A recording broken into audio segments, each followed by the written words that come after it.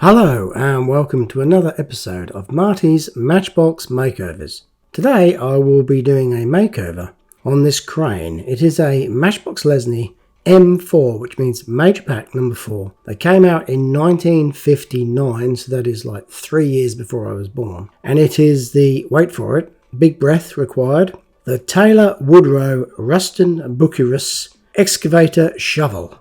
Wow, that's a mouthful. And this one was donated by a viewer, and unfortunately I'm unable to tell you who it was because the sticker came off of the model. If it was you, please email me and let me know. So as you can see by the stickers on the side, it is the 22RB. I guess that means it's 22 tons or something, I don't know. Anyway, who was Ruston-Bucyrus? It doesn't matter because we're going straight into the makeover. So let's have a look. Once again, my thumb is sore, so I've covered it up, and my hands are a bit mucky because I have been working quite a bit at the moment, so I apologise for that if you find it offensive. The model is quite cool, and that is why I chose it for this makeover. It's like something I have never seen before. It doesn't have normal wheels, it has tracks. It has a rotating cab on the top and an articulated excavator shovel. It's a lovely colour of russet, I call it. This model only has one track left on it, and it is quite badly damaged. Underneath you can see it says Ruston-Bucyrus. Ruston-Bucyrus was an engineering company that was established in 1930. It was jointly owned by Ruston Hornsby from England and Bucyrus Erie from the USA. So I'm going to start pulling this apart. Because I knew I was going to be doing this model, I ordered in advance some new replacement tracks for it. There was a choice of multiple colours from the website. I have seen pictures of these models though, and all they seem to have is grey or green tracks. I thought the grey was quite boring, so I opted for the green, and as it happens, I didn't actually realise, but the originals on this model were green anyway, so that's a good thing. I also got some rather super duper Ruston Digger decals from recovertoy.com, and I'm not affiliated with them, but I must say I'm very, very pleased more often than not with the quality of their Matchbox reproduction parts. So I'm going to get these decals out of this little silly plastic bag and show you by comparison how they compare to the originals on the model. As it is, my scissors don't, well, first of all, my thumbs don't work, so I can't pull these little zip tag bags open now. I find them extremely annoying. So I normally just cut through them with some scissors, and as you can see, two pairs of my scissors don't work. They're very cheap from the $2 shop, so I don't think I'll be buying any more scissors from there anymore. Now, hopefully I've got a third pair here somewhere. I have. There they are on the toolboard. Thankfully, I have got a third pair to try. However, I think I probably bought these from the $2 shop also. And likewise, even though I try my best, they don't cut through the plastic either. It's absolutely absurd in this day and age that people can't produce scissors that cut through thin plastic. So there you go, I have to end up tearing the bag open, and now we can see the decals. Taylor Woodrow Ruston-Bucyrus. Now the Ruston-Bucyrus ones are extremely good. They look exactly like the originals. Obviously they must have been scanned from an original model and like somehow fine-tuned to make them look good. And they are perfect replicas, and I'm very, very happy with them. As you can see, for comparison, there is the original and the decal. As for the Taylor Woodrow, initially you look at it and you think, fantastic, looks exactly the same. However, there is a very, very slight difference in the font that they have chosen, whoever produced these decals, and the zeros, the O's, the letter O's, as you can see in the new decal, are wider, like thicker, if you will, from the original. So it's a little bit like chunkier font. However, to the casual eye no one would notice. So I am quite happy with those, and I'm not happy with the scissors, so I'm chucking them all in the bin to get rid of them. So they're gone. I'll have to get some more scissors now, but decent ones. Now, having a look at this before I pull it apart, I've just observed in the shovel there is some gunk, and it's funnily enough the same russet red colour as the cabin. How odd would that be? What a coincidence, I thought. So I'll get this little toothpick thing, dental tool, and I start gouging it out, and I'm not too sure what it is. I think it might be plasticine. So some time ago, probably many years, some kid wanted to play quarry truck and quarry excavator and was digging away at a lump of plasticine with the bucket maybe, and that's why perhaps the yellow paint has worn off of the teeth.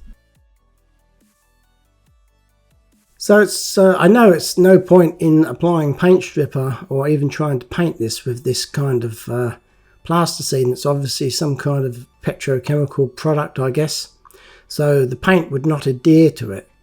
So my first job today is to remove it all from the bucket, and I don't mean just 99%, I mean 100%. I've got to get it out.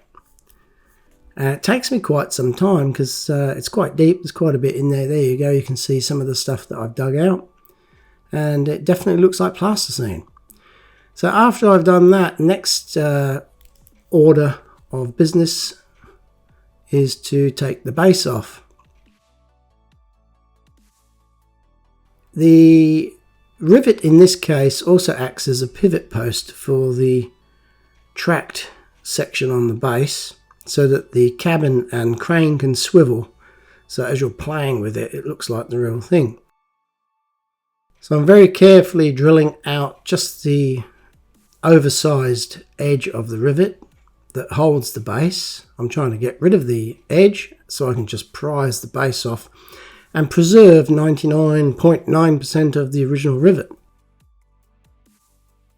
Resorting to using a lovely little flat bladed screwdriver I've got here, and I'm just put it in there, and I'm not actually levering it as such. I'm rotating the flat bladed screwdriver just to pry that base off, and it pops off quite nicely. I'm hoping to reuse it without any problems.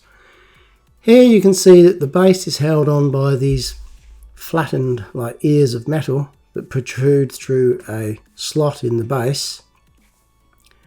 I've seen these before and I've had some luck. If I can just separate them, then by force and without actually machining of any of the parts, then 9 times out of 10 you can just click them back together again, which I guess is what they did in the factory. Maybe they had a press to squeeze the base on, and all I'm doing is squeezing it off. So hopefully I can squeeze it back on again when the time comes.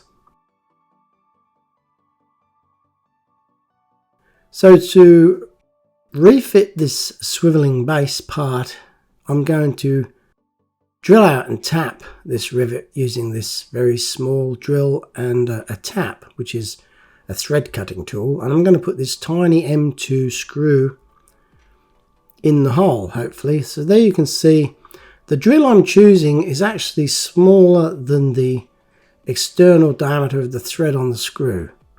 There's a reason for that. It's because the tap is going to cut a thread in the hole. So the hole has to be smaller than the threaded bolt.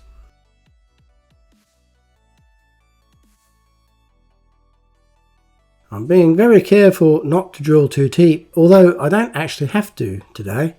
I could in fact drill all the way through and no one would ever know, because the other side of where I'm drilling into the post, the other side goes into the cabin of the crane. So, you know, you could have a hole there and no one would ever see it. So after I've drilled out the hole, it's time to tap that thread.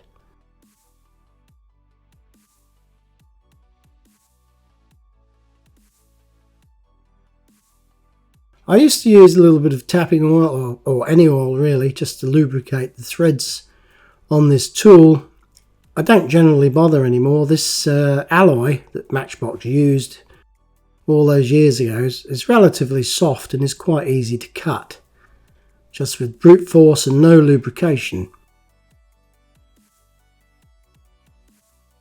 So there's a close-up of the hole, and you can see the screw thread that has been cut in that post, and I'm doing a test fit of the screw, and it goes in lovely. You always do a test fit because you may not have tapped deep enough. These screws are actually about 1/2 millimeter longer than the normal ones I use, so I did actually have to go a little bit deeper than normal. So it's important to note that the head of the screw sits flat on the rivet, otherwise you'll get some movement in the model when you've put it back together again that you probably don't want. Now I'm using the same tool I always use, this cylindrical grindstone to remove the end of the axles, but today I'm trying something different. I've got it at 90 degrees to the axle, just to show you that it's quite a versatile little tool, and you can use it either end on or at 90 degrees. Works just the same. So once that burr's taken off, you can remove the axle and the wheels just fall off. As simple as that. The hard bit is putting the axles back on, and you will see later that it was no easy job this time round. I noticed that the axle retention plate at the bottom there where the holes are was a little bit bent, so I bent them out, which actually didn't make things better for me because it meant that the axle that was protruding for me to reform at the end of the build was actually reduced to the minimum amount rather than a little bit more than minimum, if you can understand what I'm talking about, because I'm kind of losing track myself. But I think I know what I mean, and I hope you do. But you'll see later on what I'm talking about.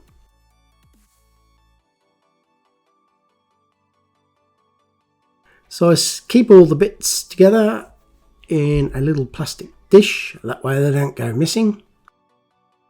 And here are the three main components. So today I'm going to be using Tamiya X7 Red and X8 Lemon to make a very, very slight orangey yellow. And for the cabin, I'm going to use this russet with a touch of brown, just to make it a little bit darker than the paint straight out of the pot. And I think I actually added a drop of red also, just to try and match the paint exactly.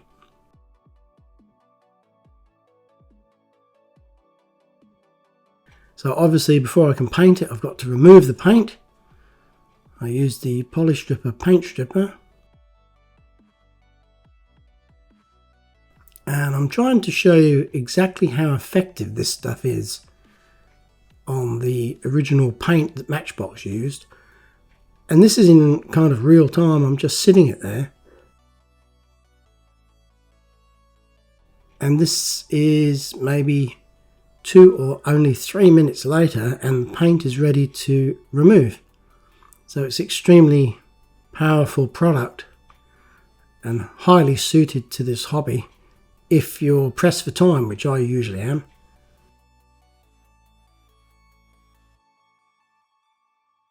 So the bucket and shovel attached to the crane part of the model, I was thinking I was going to have to separate them to paint them separately and then put them back together again with a small rivet.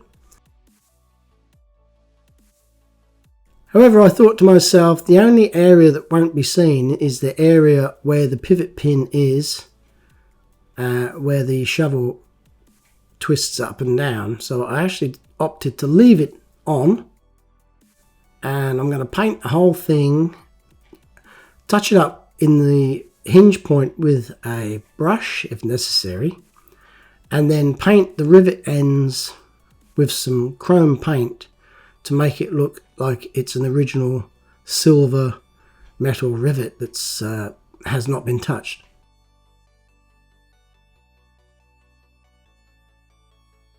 This paint literally just fell off, which is always a joy. kind of get a bit of a buzz out of this when you're just pushing the paint off with a brush. And after a quick scrub in some hot soapy water, this is what you're left with. Not a vast amount of detail on this model, but I have looked at some of these excavators online, and they basically look like, some of them look like a huge garden shed attached to a crane. And this one's not much different. It's just like a sort of a metal box held together with some rivets. Now there is a door there, there's a door handle and a couple of hinges I can just make out. So I guess that's where the driver went in, and then he made his way to the cabin on the other side of the box, the metal box. There must have been an engine and a counterweight or something in the back of this thing, so it didn't tip over when it was digging in the ground. There's a little turntable on the top of this tracked section, and moulded to make it look like small sort of, what would you call them, lazy wheels? You know, the wheels that are not powered.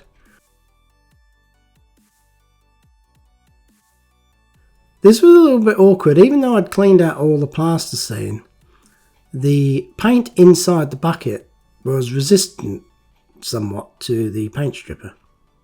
So I had to give it another go, and ended up using some toothpicks and dental tools to scrape all the yellow paint out. So it took longer than I wanted.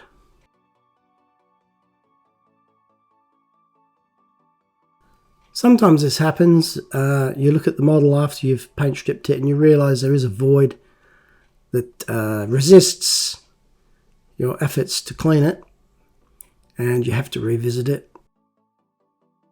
It's not uncommon. So here I am showing you, I give them a quick coat of the light grey Tamiya undercoat, which is something I usually do. As for these wheels, I'm just going to give them a quick coat of some export silver, which is a cheap paint from a $2 shop, but serves the purpose well. Now to paint these parts, it's common you have to find a place where you can hold, which doesn't need painting. So here I'm using the ears on the base of it. There's a better view of that little door. There's a door handle there. Can you see it? And two hinges.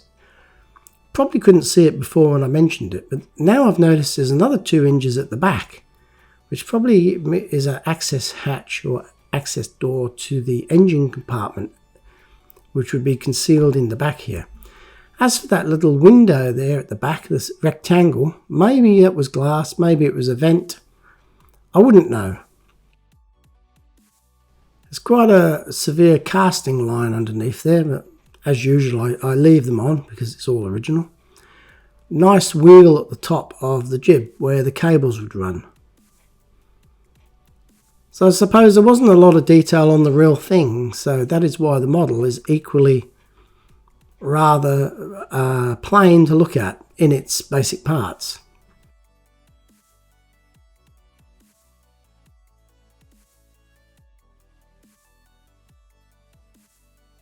So having mixed up my paints, it's now time to paint it obviously. And I'm in my spray booth. I'm deciding which bit to do first, and I choose the red cabin. So here's the paint I mixed up previously. Always needs a bit of a stir to get it back to what it should be. And I'm quite excited.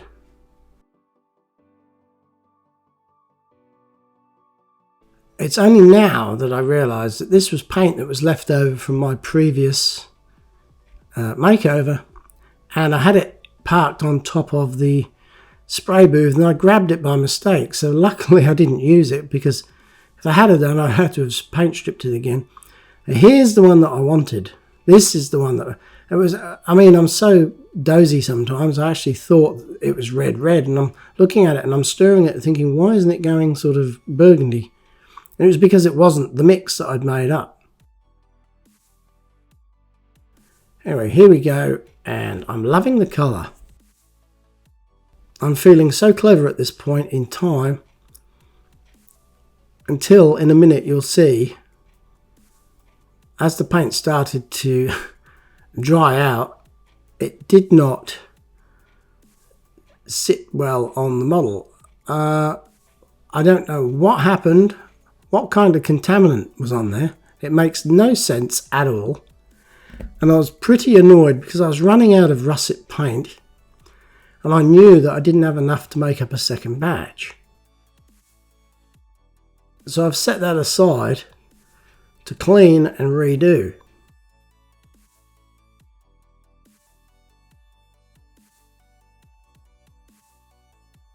The orangey yellow was going on good, and then my spray gun started to play up.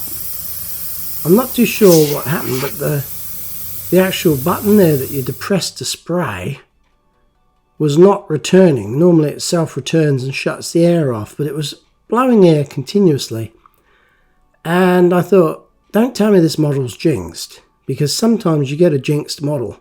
If you've been doing this hobby long enough, you know what I'm talking about. You can have a run of 10 and they all go seamlessly, and then one just plays up. Well, this was one of those models. So this was the second time I had stripped it and started to paint it, and it went all funny again. So I decided I was going to make up a new mix of paint just to try something out, and it didn't work for a third time. So I'm thinking there may have been some incompatibility between the undercoat and the overcoat. So I ended up stripping it back and painting the bare metal, and it actually worked. So here's all the parts now ready to reassemble.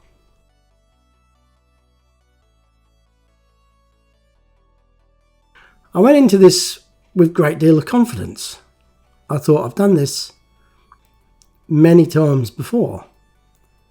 I'm going to take this out to my shed and use my drill press to reform the ends of the axles. But first up here, I'm thinking, why is this axle so short?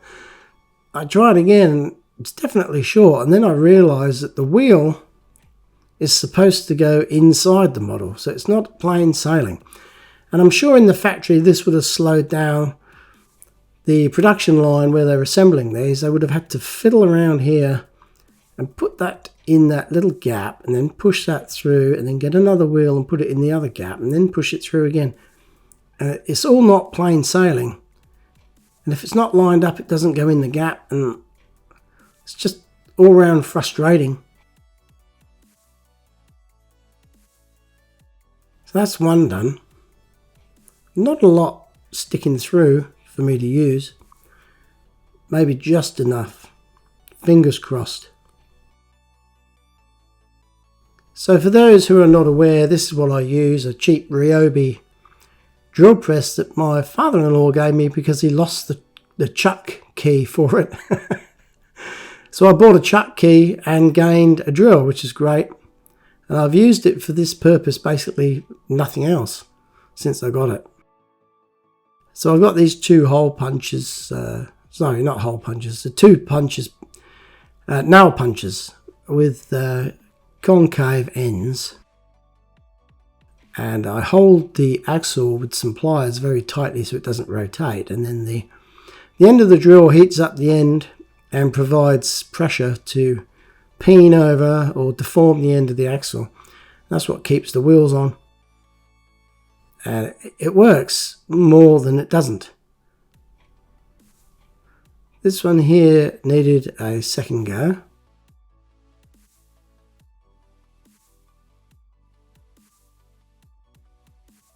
And the end result looks remarkably like the original.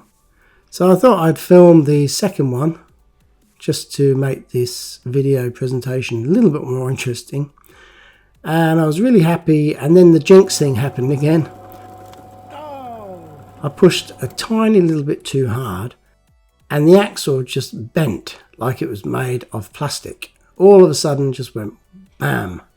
And I'm rather annoyed because I can't get it out.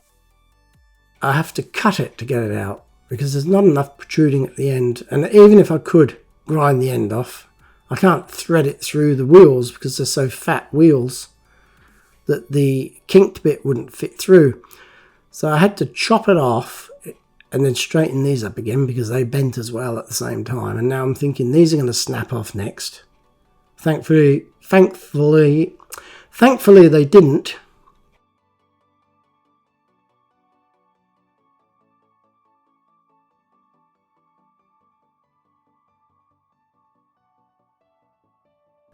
And now I've got to come up with an alternative for the original axle. So I've got these pop rivets,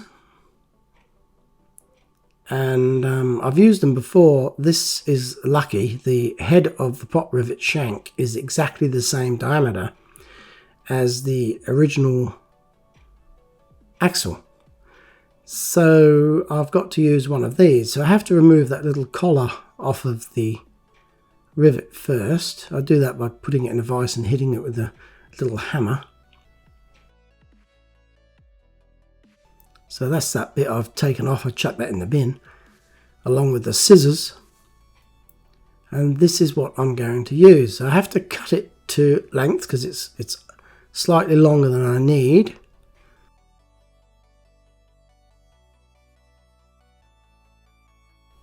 And then hopefully I can start again as if this was the original axle and go over to my shed and then pin this one over. But because the rivet shank is of modern metal and is a lot stronger than the older metal, it wouldn't mushroom. So I had to resort to an old method of using a small ball peen hammer and a vise and hammering the end of the axle over. It doesn't look exactly the same. In fact, it looks completely different. However, to the naked eye, or my eyes in particular, because my eyes aren't very good, it looks fine. So there's that centre pin that was yellow. I've touched it up with some silver paint to make it look like the original rivet. This I've had to repaint with a brush because it got damaged because I was handling it so much, stuffing around putting the axles in. I had sprayed it with some gloss black, but I ended up having to touch it up with a paintbrush. Now it's time to put it all back together. There's a couple of little tabs at the front of the cabin there that go under the hinge point of the main jib. And then that section with the little flared ends on it lines up perfectly, and I have to squeeze it extremely hard, and got to the point where I thought I was going to hit it with a hammer, but I didn't. See, that was my first attempt. Didn't go through. There's still a gap there, so I try again, and I've got a sore thumb. That doesn't hurt. I mean, it does hurt. It doesn't help. Yes. And click, it goes into position nicely. And there you go, it's solid. It's really solid again. Doesn't even feel like there's no play in it whatsoever. It's great. So I'm happy with that. Finally, things are going to plan. The jinx is over. I've just got to put the base on. That was harder than I thought. I think the process of tapping the hole may flare the tube. You know, the hole that you're tapping, it might flare slightly, so it was quite difficult to push that on. I thought it'd just drop on, but it didn't, which is not a bad thing. It means it's all, you know, retained and solid, so play worthy. Not that I'm going to play with it. Put that colour match screw in and things are starting to come good. Now for these decals. I don't want to drop them all in the water at once because then you're rushing to try and get them out before they float around and fold up on themselves. So I'm always in the habit of trimming them into the individual decals before I put them in the water.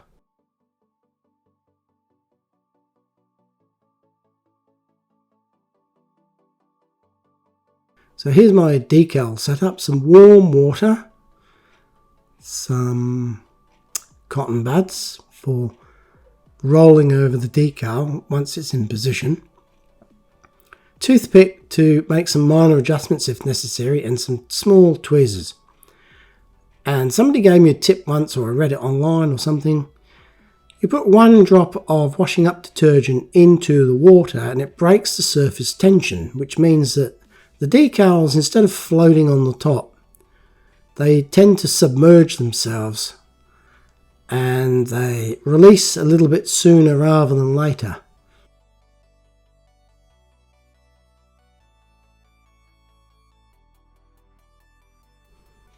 I'm looking at this model and I'm thinking, oh, I hope this goes well.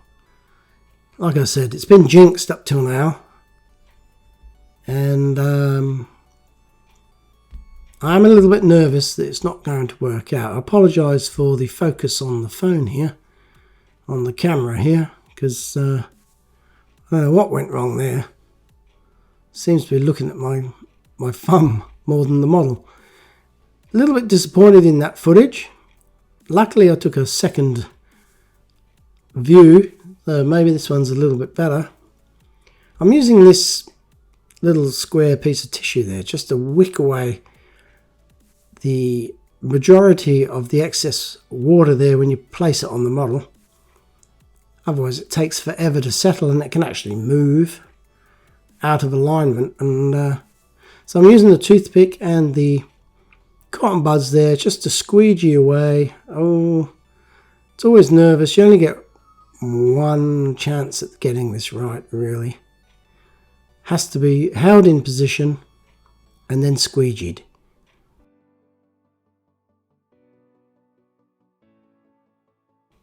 Not the best camera angle. I let myself down there.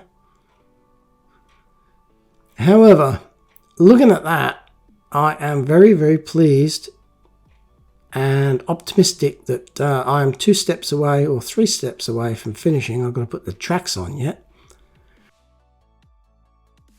This large decal on the back.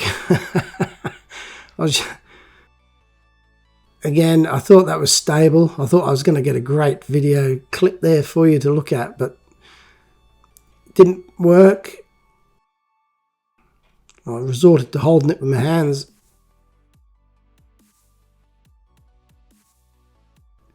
I don't know what other people, if other people get anxiety when they're putting on decals, but I do. Because I generally don't have spares. And if you stuff it up, then it's game over. You've got to wait a week for replacement decals. But yeah, I'm wiping my brow now and thinking, phew, I made it. Just one last step. And that is to put on these brand new tracks, and hopefully this will make it complete and look absolutely amazing. So far so good. They seem to fit, although they do have a tendency to want to wander off, probably because there's a ridge in the middle of the wheel. So here's a reminder of what I started with. The Major Pack number 4 Matchbox Lesney M4 Taylor Woodrow Ruston-Bucyrus Excavator shovel. And I am more than pleased with the result. It's an absolutely beautiful little model. It's got so much going on for such a small thing. It's got the articulated shovel. The green tracks look amazing. The decals look amazing. And I do love the colours of the orangey yellow with the burgundy red. It's just a great little model, and it is beautiful, and it's like something I've never done before. I hope you've enjoyed this episode of Marty's Matchbox Makeovers. If you have, please like and subscribe and recommend to your friends. So until next time, this is Marty from Marty's Matchbox Makeovers saying thanks for watching and goodbye.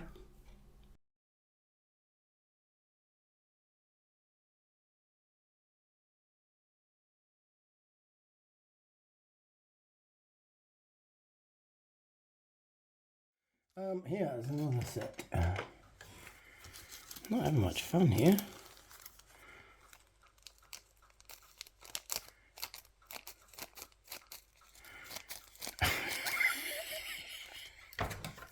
These two are useless. Take the wood right. Take them out. Take a look at them. Oh my god. This is so frustrating. Got it. Where the f is this leaking from now? Third time I've done this and I've run out of russet paint. What the f going on? What is going on? I got it upside down. I'm using it. I gotta use it up that way.